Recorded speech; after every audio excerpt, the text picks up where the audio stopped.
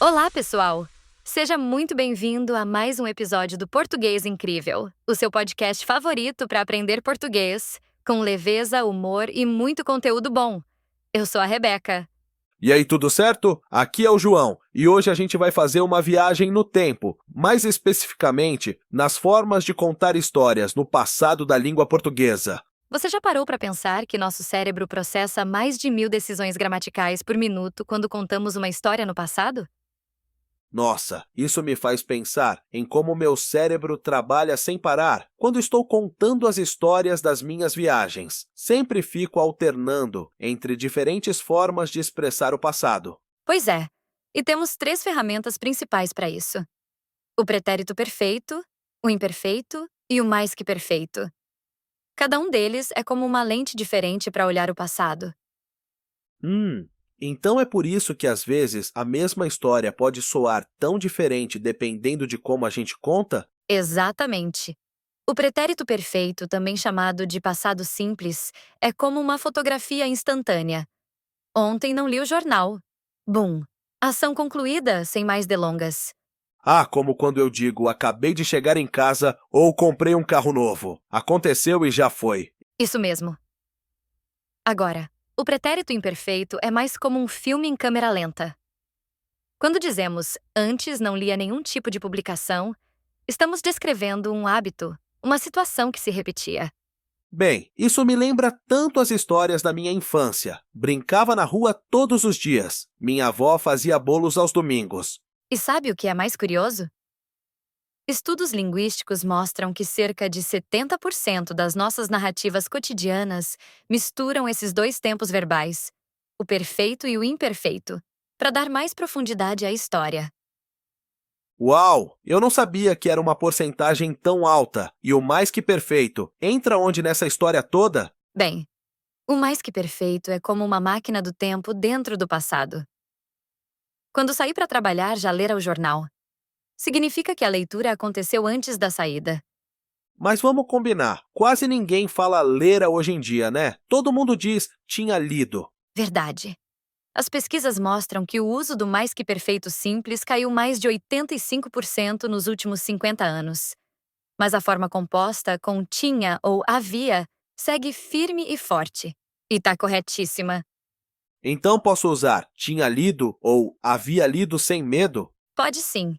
E olha só, 95% dos falantes nativos preferem essas formas compostas. É como se a língua tivesse evoluído para algo mais natural. E pensar que tudo isso acontece em milésimos de segundo quando a gente está conversando. Um estudo neurolinguístico recente mostrou que nosso cérebro leva apenas 0,3 segundos para escolher o tempo verbal adequado em uma conversa casual. Mas como a gente pode usar tudo isso para contar histórias melhores? Pense assim: o pretérito perfeito é para os momentos-chave da história. Entrei na sala, vi o presente, abri a caixa. O imperfeito cria o cenário. Estava chovendo, as luzes piscavam.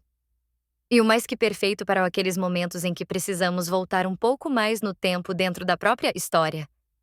Então é como se cada tempo verbal fosse uma cor diferente e a gente tivesse que misturar na medida certa para pintar a história? Perfeitamente. E o mais curioso é que pesquisadores encontraram padrões parecidos em outras línguas românicas também. Nossa, nunca pensei que tivesse tanta ciência por trás do jeito como a gente conta uma simples história. E tem mais. Especialistas descobriram que crianças começam a dominar esses tempos verbais em uma ordem específica. Primeiro o perfeito, depois o imperfeito. E só lá pelos 7 ou 8 anos começam a usar o mais que perfeito. Ah, então é por isso que criança sempre fala: ontem fui no parque, comi tudo, usando bem o passado simples. Exatamente. E à medida que a gente cresce, nossas histórias ficam mais sofisticadas, com mais camadas temporais. Então, Rebeca, só para confirmar, quando eu me referir a uma ação completa no passado, eu uso o pretérito perfeito, certo? Isso mesmo, João. O pretérito perfeito mostra que a ação começou e terminou no passado, sem deixar pontas soltas. Vamos pensar em alguns exemplos? Ontem assisti a um filme incrível. A ação foi concluída. Você viu o filme e acabou. A Ana viajou para Salvador no mês passado. A viagem começou e terminou no passado. Terminamos o projeto na sexta-feira. A ação foi finalizada. Está resolvida. Já entendi. E se for uma ação que acontecia com frequência no passado, tipo algo que era rotina? Aí você entra no pretérito imperfeito, que é o tempo verbal das ações habituais, contínuas ou descritivas do passado. Olha só. Quando eu era criança, brincava na rua até anoitecer. A ação se repetia. Era um costume. Ela sempre lia antes de dormir. Um hábito constante no passado. Meu avô contava histórias incríveis nas noites de sábado. Ação contínua que fazia parte da rotina. Legal demais. Agora, aquele mais misterioso, o tal do mais que perfeito. Quando eu uso isso, afinal? Boa pergunta. O pretérito mais que perfeito mostra uma ação que aconteceu antes de outra que já está no passado. Ele é o passado do passado. Vou te dar uns exemplos. Quando cheguei ao cinema, o filme já começara. A sessão já havia começado antes de você chegar. Depois que terminara o trabalho, foi descansar. Primeiro ele terminou, depois descansou. Ela só percebeu que perdera o bilhete quando entrou no ônibus. O bilhete se perdeu antes da entrada no ônibus. Mas olha, ainda prefiro dizer já tinha começado ou tinha perdido. Você não está sozinho.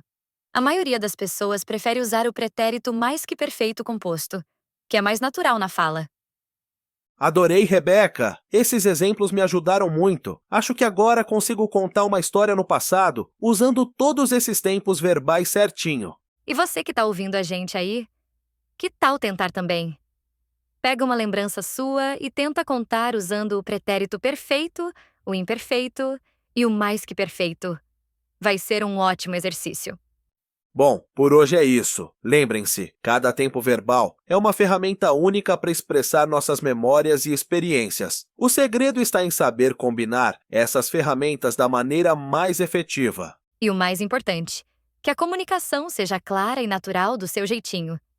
Ah, e tem um PDF com exercícios sobre isso tudo te esperando na descrição. Vai lá baixar e praticar. Não esquece de curtir, compartilhar com os amigos e seguir o Português Incrível. Até o próximo episódio! Obrigada por ficar com a gente até o final. Até mais!